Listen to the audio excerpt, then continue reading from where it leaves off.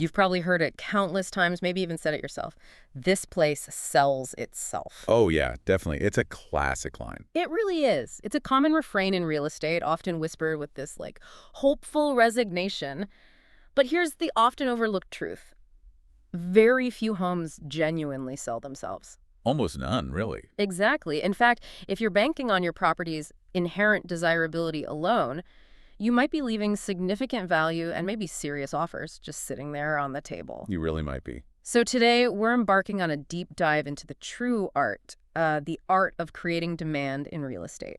Whether you're navigating the sale of a home with some unique quirks, maybe an older property with tons of character, or even a high-end luxury estate, we'll unpack how strategic thinking, precise positioning, and, masterful storytelling can completely transform any listing.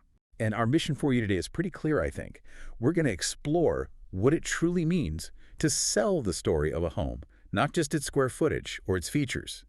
Our sources reveal these really tactical, smart, and often, frankly, surprising approaches that ensure a property doesn't just get seen, Right. but actually becomes desired by the right buyer. The core idea running through all of this, well, is that value without demand is ultimately just a nice idea on paper. Just a nice idea, exactly. So if you've ever found yourself wondering how to unlock that hidden potential in a property, or maybe you just love peeling back the curtain on clever, effective strategies, well, this deep dive is absolutely for you. Okay, let's start with what feels like a really fundamental mindset shift. Many people, perhaps even some agents, sort of cling to this idea that a great home will simply sell itself. What's the biggest flaw in that thinking? What are they fundamentally getting wrong? Well, it's a pervasive myth, isn't it? Yeah. And it's comfortable because it allows for a passive approach. Just list it and wait. But the reality is, as our sources really emphasize, strategy sells homes, period. Strategy. Oh, think about it. Whether a house is quirky, a bit dated, maybe oddly shaped, or just not conventionally sexy, there's almost always someone out there who's the perfect buyer for it. The real secret isn't just hoping that buyer stumbles upon it online or drives by. Right, passive hope. Exactly. It's actively working smarter to find them. Too many agents, they just list a home and cross their fingers, hope for the best. But a truly strategic approach that focuses on actively creating demand rather than just passively waiting for it to maybe materialize. That shift from passive waiting to active creation, that's pretty much everything. Okay, so strategy is clearly the key ingredient, not just waiting around. But where does someone even begin to build that strategy? What's the very first brick in that foundation? Yeah, and that's a great question, actually, because it leads directly to the first crucial step our sources highlight. Find the angle. Yeah. Every single property, no matter how unassuming it might seem at first glance, has a unique story or some kind of untapped possibility. Your job, as a seller or the agent, is to uncover what that is. Okay, find the angle. So what does that look like in practice? Well, is it the generous square footage that truly stands out? Hmm. Or maybe the rare privacy it offers. Perhaps the layout is uniquely suited for, say, multi-generational living. Or maybe it's just a fantastic blank canvas waiting for a creative buyer to put their stamp on it. Does it boast rare zoning? Offer significant rental upside potential? Does it have a backyard that's just crying out for a pool? The goal isn't just to describe what is right now, but to sell the possibility of what could be. As one of our sources put it really powerfully, I thought, if the home doesn't scream desire, you whisper it strategically. Oh, I like that. Whisper it strategic. You're looking for that unique hook, that special something. That's a powerful shift in thinking, from screaming obvious features to whispering potential. Yeah. So once you've actually honed in on that unique angle, the real challenge becomes how you communicate it effectively, right? Because it's clearly got to be more than just listing, 3 beds, 2 baths. Oh, absolutely. It's way more than a bulleted list. Once you've identified that angle, you then transition to the next step. Market the lifestyle, not the floor plan. Lifestyle, okay. This is where you really tap into emotions. Instead of just stating dry facts, you talk about feelings and experiences. Okay. For example, a simple backyard isn't just grass and a fence. Maybe it's a weekend barbecue haven or a tranquil morning coffee escape. Right. Paints a picture. Exactly. A spare room isn't just, an extra room. It's a future in-law suite or maybe a remote office retreat. Very relevant now. And that often overlooked side lot. It's not just unused space. It's potential boat parking, maybe a private yoga deck, or even, future income from an ADU and accessory dwelling unit. The best listings, the ones that really connect, don't just list technical specifications. They actively trigger imagination. They paint that vivid picture of what life could actually feel like in that space. Yeah, selling the dream, not just the dimensions. Because, let's be real, no one's just buying a pool, are they? Oh, They're buying that feeling of a relaxing afternoon, the sound of kids splashing, maybe the peace of an evening swim under the stars. That's what they're buying. precisely. It's the experience. That makes perfect sense. But then, how do we translate this lifestyle and this story into something tangible? I mean, what does this mean for how a home actually looks to a potential buyer browsing online or walking through? How do we inject that visual energy you mentioned? Right, because the visuals are crucial. This is precisely where presentation becomes absolutely paramount. You need to create visual energy. Hmm. You're not just showing rooms in a house. You are, quite literally, as one source put it, producing a mood. Producing a mood. Yeah. Interesting. Yeah, and this demands an investment. We're talking professional photography that's non-negotiable. Mm. Maybe using a drone to capture the true scope and context of the property, especially vital for waterfronts, big acreage, or really unique architectural rooflines. Twilight shots can add that dramatic, inviting glow. It creates that aspirational feeling. Yeah, those always look amazing. They do. Lifestyle staging, too. Not just generic furniture, but intentional touches that hint at the story you're telling. That helps buyers instantly visualize themselves living that life right there. And cinematic video walkthroughs, not just shaky phone videos accompanied by engaging music. There's anything that, elevator jazz, something that evokes emotion. Right, not the boring stuff. Exactly. It completes the immersive experience. Hmm. Even if a home isn't conventionally perfect, the right presentation makes it feel premium. As our sources really drive home, perception equals positioning, and positioning creates offers. It's a direct line. Perception equals positioning. Positioning creates offers. That's a powerful equation. Okay, but what about the less than ideal features? Let's be honest, every home has something, right? A weird layout, an older kitchen. How do you handle potential objections head on rather than just hoping buyers won't notice or won't care? Yes, the potential deal breakers. This is where many people, even agents, tend to fall short. Yet it's such a critical part of a strategic sale. You have to control the narrative. Control the narrative, okay. So if your listing has, say, a split-level layout, or a dated kitchen, or maybe a driveway that's a bit tucked away and awkward, don't shy away from it. Don't try to hide it. Instead, you address it first, proactively, then immediately neutralize it with context, or, ideally, spin it into a benefit. How do you do that? Give me an example. Okay, so a split-level layout, which some buyers might see as dated, you frame it as perfect for multi-generational living, offering distinct zones and privacy. Okay, got it. A retro kitchen. It becomes one with massive potential for custom redesign, positioning it as a blank canvas for their dream kitchen, not a drawback. Right. An opportunity. Exactly, and a tucked-away driveway. That adds privacy and removes road noise. See? You turn a perceived negative into a positive attribute. When you proactively control the objection like that, you often eliminate it as a deal breaker before the buyer even has a chance to fully form it as a negative in their mind. You've already given them the positive frame. That's incredibly proactive. It's like playing offense instead of defense. Can you give us a real-world illustration, a story where this principle really came to life? Absolutely. I love this example from one of the sources. They described a listing that backed up to a water retention pond. Oof. Yeah, not exactly prime waterfront, is it? Not exactly. Not a selling point most agents would highlight, right? You Yeah. can imagine. But instead of ignoring it or apologizing for it, they leaned in. They reframed it in the listing description and marketing as a private water feature with no boat traffic or neighbors. Ah, clever. Very clever. Yeah. And then they staged the area intentionally.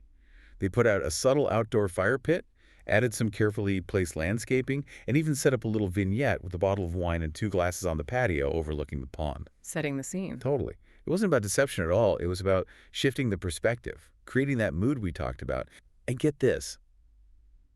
They sold that property at full ask, and the buyers specifically mentioned they loved the peaceful backyard vibe. Wow, so they bought the story. They bought the story. That's creating demand in action, taking a perceived flaw and transforming it into a unique, desirable selling proposition. It just powerfully reinforced that idea from our sources that luxury isn't just a price point, it's a presentation. How you frame it matters immensely. That story really drives home the point. And speaking of luxury, This naturally brings us to an even higher level of strategy, doesn't it? For luxury properties, these principles we've been talking about, the story, the lifestyle, the presentation, they seem like they become absolutely non-negotiable, right? The stakes just feel even higher. Oh, absolutely. Mm. Precisely. For luxury properties, you're not just selling a home or even just a lifestyle. You are selling a lifestyle, a brand, and a feeling, all wrapped up together. It extends far, far beyond simply sticking a sign in the yard and, hoping the right wealthy buyer drives by. Right, more than hope. Much more. As our sources demonstrate, the approach shifts. It's about how to position assets to the right buyers. This requires a really specialized, almost surgical process, a much deeper strategy, and it really begins with step one, strategic buyer profiling. Before you even think about writing a description or taking a photo, you must identify the ideal buyer for that specific, unique property. So really drilling down on who this person is. Exactly. Are we targeting a relocating C-suite executives? Mm. Maybe international investors looking for a specific type of asset? Perhaps it's prestige-driven individuals seeking cutting-edge design and exclusivity? Or maybe a family looking for a very specific kind of legacy retreat? This detailed profile then guides every single subsequent step in the marketing and positioning process. Everything flows from knowing who you're talking to. Without it, you're essentially marketing blindfolded in a very sophisticated market. Then comes step two, premium pricing strategy. Luxury pricing doesn't just adhere to standard market comps like you might do for a more typical home. Right, it's not just about the house next door. Not at all. It involves a much deeper analysis. Looking at the active luxury competition, identifying the unique lifestyle upgrades your specific home offers that command a premium, understanding the crucial and often large appraisal gaps versus the emotional value drivers, Yes. and having a really nuanced grasp of buyer psychology at that specific high-end price tier. What motivates them? The goal isn't just to slap a price tag on it, it's to build a compelling pricing narrative that clearly articulates the why behind the number, and then, crucially, to create scarcity around it. Make it feel like a rare opportunity. Wow, okay, so this definitely isn't guesswork at all. It sounds like a really complex blend of meticulous analysis, understanding buyer psychology, and really precise negotiation timing. That's a great way to put it. It really underscores that powerful insight you mentioned earlier. You can't attract a $5 buyer with $500 marketing. The strategy has to match the asset. Exactly. The investment in the strategy, the thinking, the presentation, it has to reflect the value of the asset itself. You can't cut corners. Okay, so we talked about visual energy before, but the idea of cinematic presentation for luxury, that sounds elevated. What specific elements make a luxury presentation really stand out, truly distinguish it from just, good photos? Right, it's taking everything up several notches. For luxury, we elevate cinematic presentation to a whole new level. Think of it like producing a feature film for the home, creating a bespoke experience for the viewer. Like a movie trailer for a house. Sort of, yeah. But more immersive, this means truly high-end video walkthroughs, often with professional voiceovers narrating the lifestyle, or maybe a meticulously chosen musical score to set a really aspirational tone. Drone aerials become absolutely crucial here for showcasing the grandeur, the waterfront, the vast acreage, the unique architectural statements from above. Gives that sense of scale and place. Virtual twilight photography is almost standard now at this level. It creates that dramatic emotional mood we talked about, but perfectly executed. And lifestyle storytelling really comes alive, showing the home in use, not just empty rooms. You might see a beautifully staged dinner party on a terrace, maybe someone relaxing by the pool, or enjoying a sunset from a master suite balcony. It helps people project themselves into that life. Every single asset, every photo, every video clip, every sentence is carefully crafted, built to trigger emotion and action. It's all about painting a picture of an enviable life that this property enables. Okay, got it. And then how do you get those cinematic assets in front of the right, often very specific eyeballs? Great question. Because the presentation is useless if the right people don't see it. That leads to multi-channel luxury marketing. And the key here is, you absolutely cannot rely on just the local MLS or waiting for someone to randomly stumble across it online. That just won't cut it. So where do you go? Our sources emphasize highly targeted campaigns.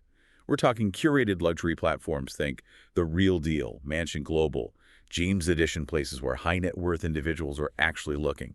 Then there are sophisticated digital ad campaigns, often geofenced to target specific affluent zip codes, not just locally but across the US, and even internationally depending on the likely buyer profile. We leverage Instagram and YouTube Reels, but with very strategic hooks designed to capture attention quickly. And crucially, there's direct outreach. tapping into a carefully cultivated luxury buyer Rolodex, and leveraging an extensive high-end broker network. Personal connections matter here. That network sounds key. It really is. This whole approach creates presence, yeah, active presence, not just passive visibility. It ensures the right, highly qualified eyes see the property presented in the best possible light. The core principle from our research here, you don't need a sign in the yard, you need strategy. The sign is almost irrelevant at this level. That makes perfect sense. Okay, but what about those unique situations, maybe with high-profile sellers, where discretion is absolutely paramount? How do you handle that? Ah, yes, the need for privacy. That's when we implement a private access strategy.